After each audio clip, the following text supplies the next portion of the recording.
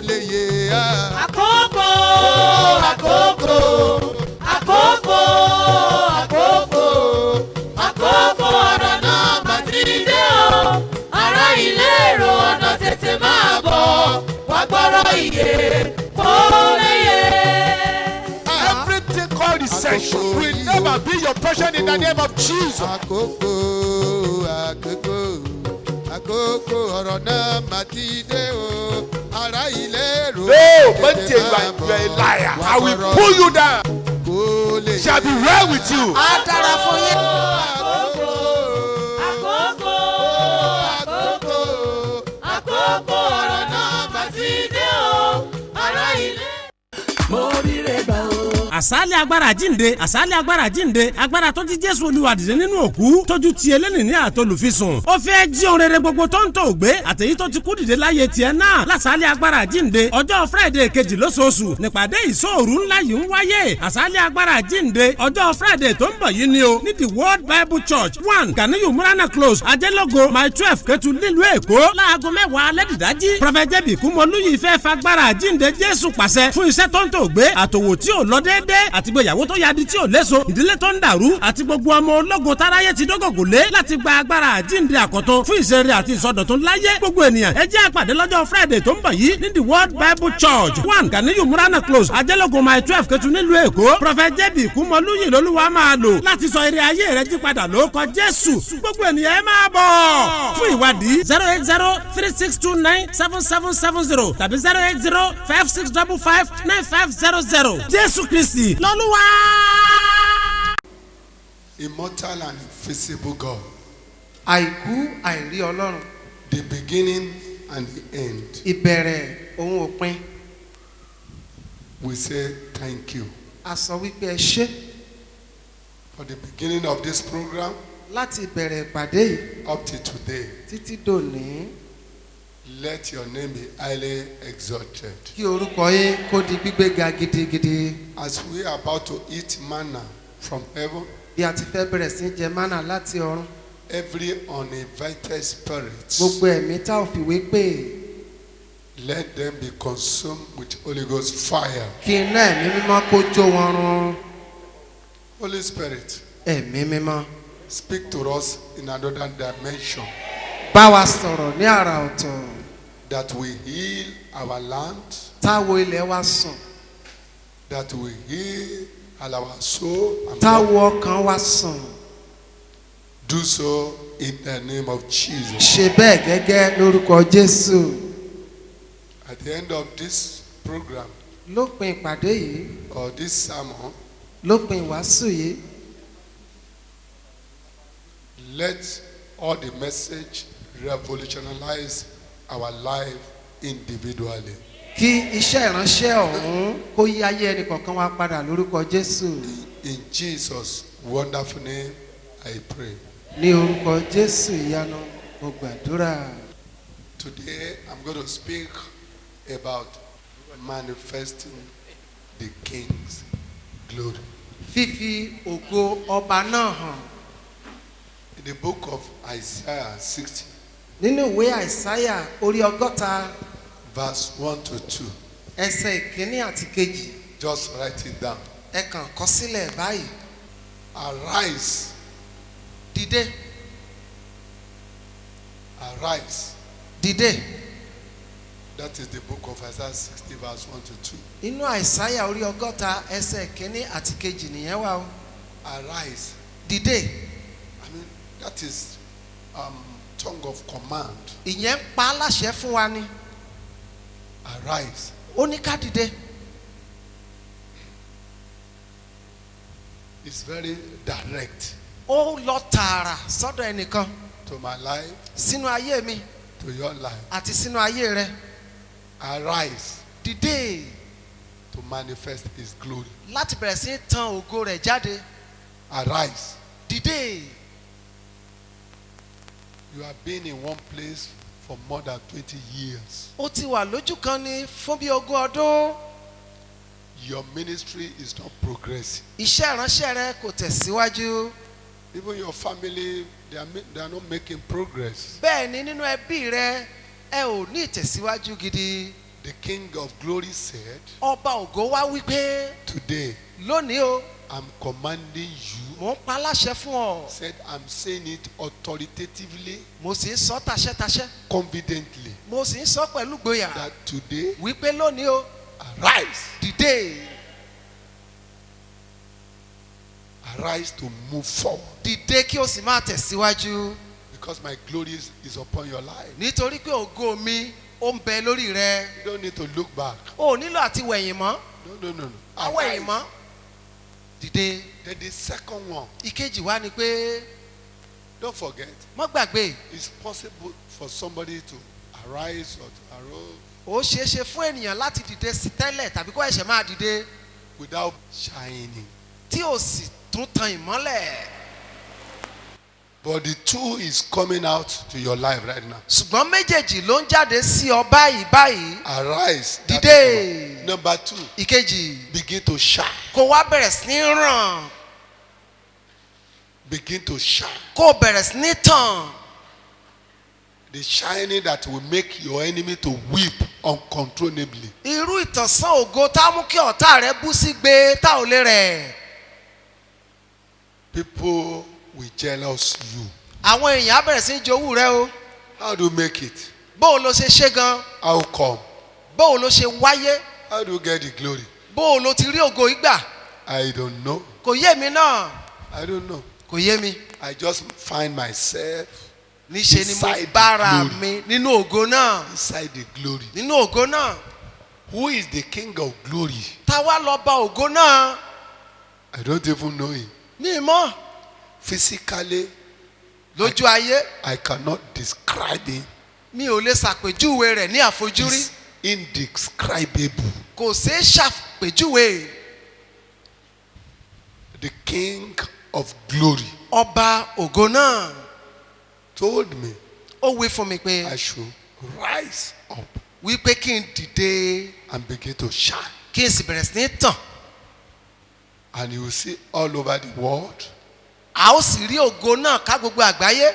the glory will be seen globally. ògo náà yóò tàn kárí ayé.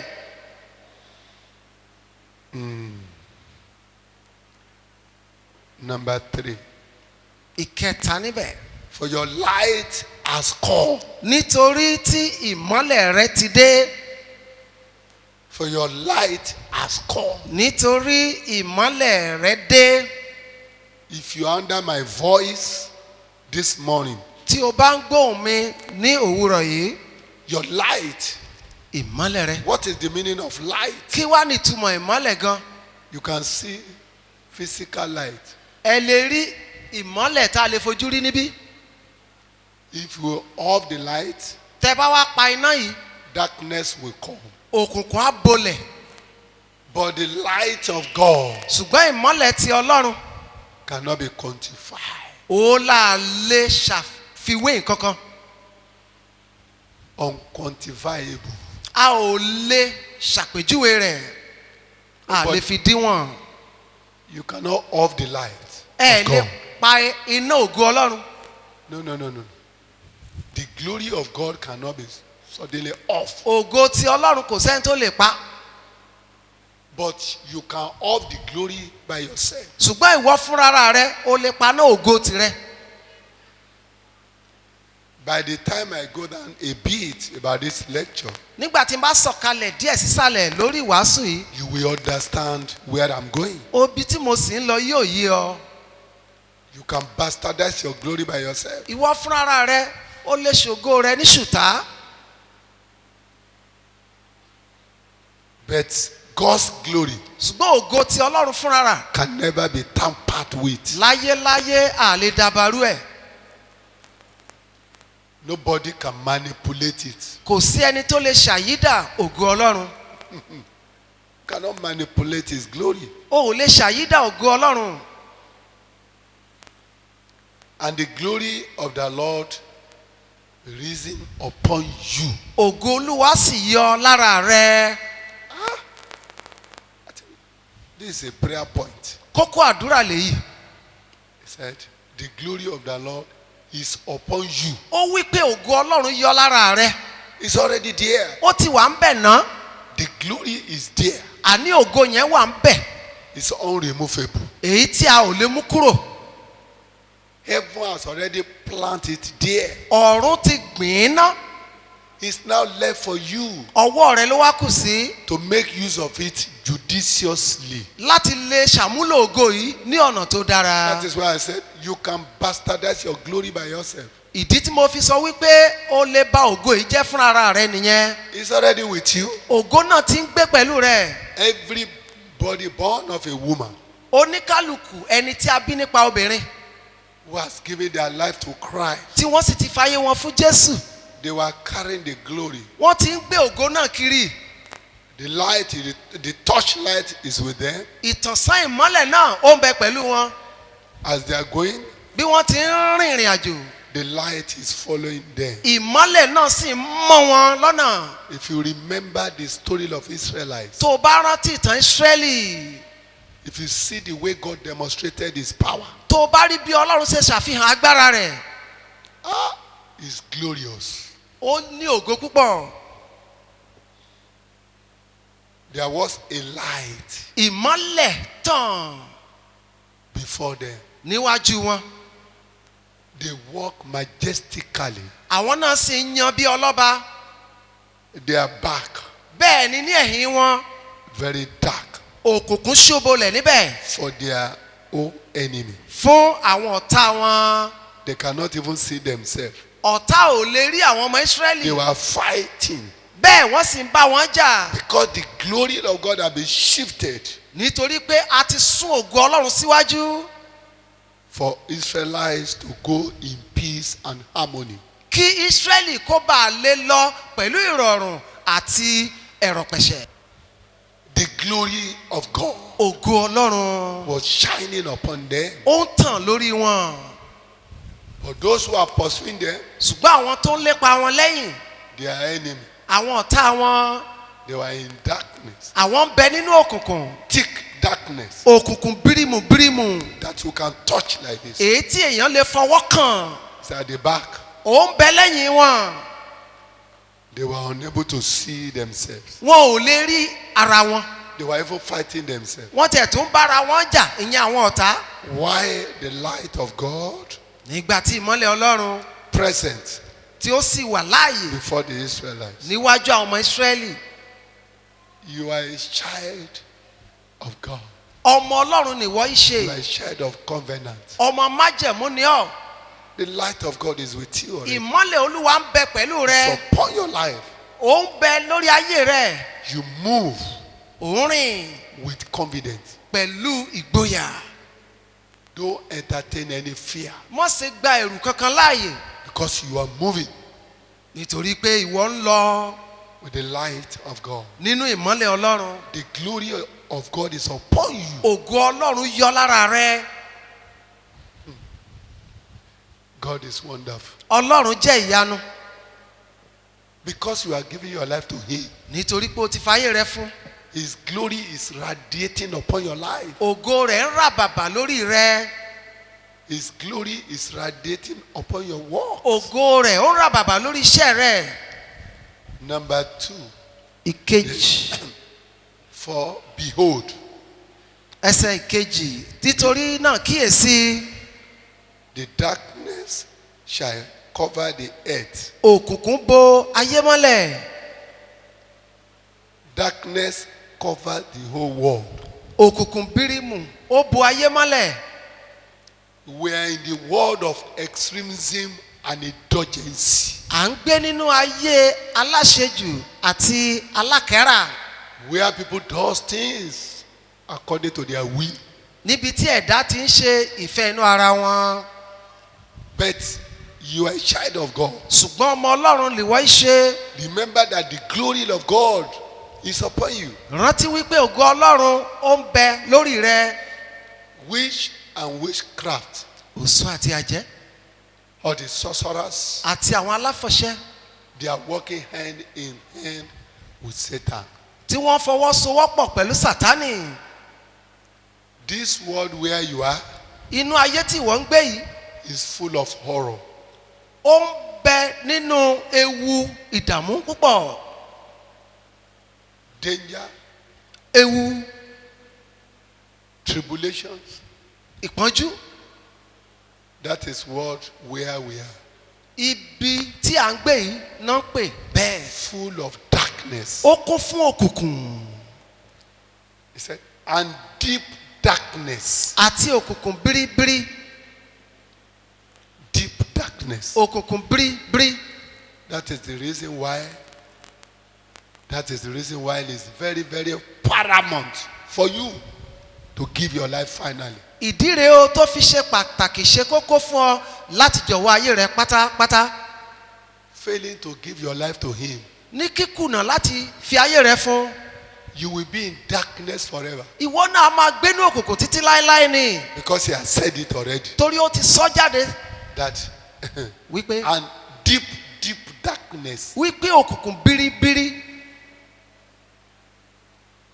The people, ó bo àwọn ènìyàn mọ́lẹ̀. darkness, Òkùnkùn the people. àti àwọn ènìyàn. So those who fail to give their life to Christ, Torí náà àwọn tó kọ̀ láti fayé wọn fún they are Kristi walking in darkness. ṣe ni wọ́n rìn Deep nínú gone. òkùnkùn lójoojúmọ́. Look at what is going on in the world today. Ẹ jẹ́ ká wo ohun tó ń lọ láyé lónìí. Look at all the children from primary to secondary, secondary to university. Then cutting power is reigning right now. Ẹ jẹ́ ká wo ohun tó ń ṣẹlẹ̀ láàrin àwọn ọmọ iléèwé Cultist. alákọ̀ọ́bẹ̀rẹ̀ ti girama àti yunifásitì. Ẹ rí i pé iṣẹ́ ẹ̀mí òkùnkùn ló gbilẹ̀ láàrin wọn. It's raining. Ó ń jọba, It's spreading like fire. ó sì ń tàn kálẹ̀ bí iná ọyẹ́. Initially, Bẹ́ẹ̀ ní ìbẹ̀rẹ̀, this thing started from university. nǹkan yìí ilé ẹ̀kọ́ yunifásitì ló ti kọ́ bẹ̀rẹ̀. It was transferred to secondary, Gbà tó yá wọ́n fún àwọn ọmọ ilé ẹ̀kọ́ girama secondary láti girama to primary. wá sí alákọ̀ọ́bẹ̀rẹ̀. Darkness covered the earth. Òkùnkùn bu ayé mọ́lẹ̀. So only those who give their life will walk in the light. Àyàfi àwọn tó fi ayé wọn fún Jésù nìkan ni yóò rìn nínú ìmọ́lẹ̀. But the Lord will arise over you, and His glory will be seen upon you. Ṣùgbọ́n Olúwa yóò yọ lára rẹ̀, a ó sì rí ògo rẹ̀ lára rẹ̀. You see, that is another utterances Èdè míì ló tún jáde yìí from God Almighty. láti ẹnu Ọlọ́run Elédùmarè. It's for those who give their life to Christ. Èyí sì jẹ́ ti àwọn tó fayé wọn fún Kristi. The whole world is upside down. Gbogbo ayé ti doríkodò. Upside down. Ó doríkodò. Assassination is going on rapidly, Ìpànìyàn ó ń lọ káàkiri. unchecked. Bẹ́ẹ̀ ni kò sẹ́ni tó lè dá wọn lọ́wọ́ kọ́. As you are stopping these people not to do it, another people take over. Bí ẹ ti ń sọ fún àwọn èèyàn wípé ẹ jáwọ́, àwọn míì níbòmíì wọ́n á tún bẹ̀rẹ̀ tiwọn. Government is working assiduously to see to the end of all these evil deeds. Ìjọba sì ń ṣiṣẹ́ kárakára láti rí wípé òpin dé bá àwọn iṣẹ́ ibi wọ̀nyí. All to no avail. Síbẹ̀ pàbó ló ń já sí. That symbolizes that Èyí tó túmọ̀ sí pé Christ will soon appear. Kristi kì yóò pẹ́ dé mọ́. Some of the things that is happening right now, Àwọn nǹkan tó ń ṣẹlẹ̀ lọ́wọ́lọ́wọ́ báyìí it's not strange to us at all. kò jẹ́ àjèjì sí àwa rárá. It's in the Bible. Ó ń bẹ nínú Bíbélì. That is why it's very, very paramount for you Ìdí rèé tó fi ṣe pàtàkì ṣe kókó fún ọ to accept Jesus láti gba Jésù yìí so you can be one of His followers. kó o bá lè jẹ́ ìkan lára àwọn ọmọlẹ́yìn rẹ̀. His glory will reflect in your life, Ògo rẹ̀ á wá bẹ̀rẹ̀ sí farahàn nínú ayé rẹ in the life of your children, àti nínú ayé àwọn ọmọ rẹ in the life of your family, àti nínú ẹbí rẹ because He has pronounced it. nítorí pé òun ti fọ̀ ọ́ jáde ná. What He has pronounced is irreversible. ohun tó bá sì ti tẹnu rẹ̀ jáde kò sẹ́ni tó lè yọ́ dànù mọ́. But he just telling us to take cognizance of this word, níṣe là ń sọ fún wa wípé ká kíyèsí àwọn ọ̀rọ̀ wọ̀nyí o. that there is deep darkness in the world. nítorí pé òkùnkùn tó jinlẹ̀ òun ló borí ayé báyìí. Only those who can pray, àyàfi àwọn ẹni tó lè gbàdúrà. those who are ready to give their life to Christ, àwọn tó sì ṣetán láti jọ̀wọ́ ayé wọn fún Jésù. will be saved. àwọn ní òde ní ìgbàlà. Will be saved. àwọn ní òde ní ìgbàlà. What will your gain? kí wá ni yóò jẹ́ èrè rẹ̀ You are in this world. tó bá ń bẹ láyé yìí. You have so many things. o ní ọ̀pọ̀lọpọ̀ nǹkan. You are well blessed. o Well blessed. bẹ́ẹ̀ ni àbùkún fún ọ lọ́pọ̀lọpọ̀. You have flashy cars. o ní àwọn ọkọ̀ bọ̀gìnì. You have magnificent buildings. o wá ní ilé aláruru. But you don't have Christ. síbẹ̀ o ní Kristi. You are living a fragile life. níṣe ló ń gbégbé ayé bíi ti tán ganan. Fragile. ìgbé ayé tán ganan tó fẹ́lẹ́. Fragile life. ìgbé ayé tó lè fọ́. You have to be very, very careful. o sì nílò kó kíyèsí gidi. Now, there is a saying in Yoruba ọ̀rọ̀ kan wọ́n sọ nílẹ̀ Yorùbá wípé that you cannot see a prince or a princess without the royal splendor. wípé a kì í rọ́mọ ọba ká má rí àmì dànsákì. All over him or her. a kì í rọ́mọ ọba ká má rí àmì dànsákì nínú ayé wọn. In the same way, bẹ́ẹ̀ ni pẹ̀lú the King of Kings, ọba àwọn ọba yìí who is the King of Glory, èyí tí ń ṣe ọba ògo wants us to manifest his glory and honor in this world and reign with him in glory forever. ó fẹ́ kí a fi ògo hàn nínú ayé yìí bẹ́ẹ̀ pẹ̀lú ló tún fẹ́ ká fi ògo hàn pẹ̀lú òun ní ìjọba ayérayé. Because he loves us. nítorí pé ó fẹ́ wa. One song says, orin kan tiẹ̀ wípé ẹ fògo Ọlọ́run hàn o. manifest the glory of God. Ẹ fògo Ọlọ́run hàn. manifest his glory. Ẹ fògo Ọlọ́run hàn o. demonstrate the glory of God. Ẹ fògo Ọlọ́run hàn. demonstrate his glory. Ẹ má borí Olúwa mọ́lẹ̀ do not cover up ará mi o. the goodness of God Ẹ fògo Ọlọ́run hàn. but manifest his glory. Some people are not ready àwọn kan ò ṣetán to show the glory. láti fi ògo náà hàn. That is why you see some people when they are coming to the church, ìdí rèé tó fi rí ẹlòmíì tó bá ń bọ̀ nílé ìjọsìn they wore a tattered cloth. wọ́n á máa bọ̀ nílé Olúwa nínú àkísà aṣọ. They put on slippers. wọ́n á wọ bàtà ilé ìwẹ̀. They are hiding the glory of God. wọ́n ń fi ògo Ọlọ́run pamọ́. If they said, okay, somebody is about to wed tán bá somewhere, wá sọ wípé ẹnìkan máa fẹ́ ṣègbéyàwó they will put on the best cloth. wọ́n á wá kó aṣọ ìtẹ́lẹ̀ àpótí wọ̀. Or peradventure, they were celebrating the death of their parents. bóyá níṣe náà tiẹ̀ ń ṣòkú àwọn òbí wọn. The best cloth, aṣọ tó dára jùlọ put it on wọ́n á gbé wọ̀ sọ́rùn to celebrate birthday, láti ṣàjọyọ̀ ọjọ́ to ìbí celebrate the death of their parents. àti láti ṣe ìsìnkú òbí wọn. You are not showing the glory of God. ó máa fògo Ọlọ́run hàn. When you are coming into the church, the presence of God, torí pé tó o bá ń bọ̀ nílé ìjọsìn níwájú Ọlọ́run you don't put on the best cloth. o kì í wọ aṣọ tó dára. You are covering the glory of God. níṣe ló ń bògo Ọlọ́run mọ́ra rẹ. If care is not taken, tó o bá wá ṣọ́ra you can carelessly lose the glory. ó lè síbẹ̀ pàdánù ògo náà.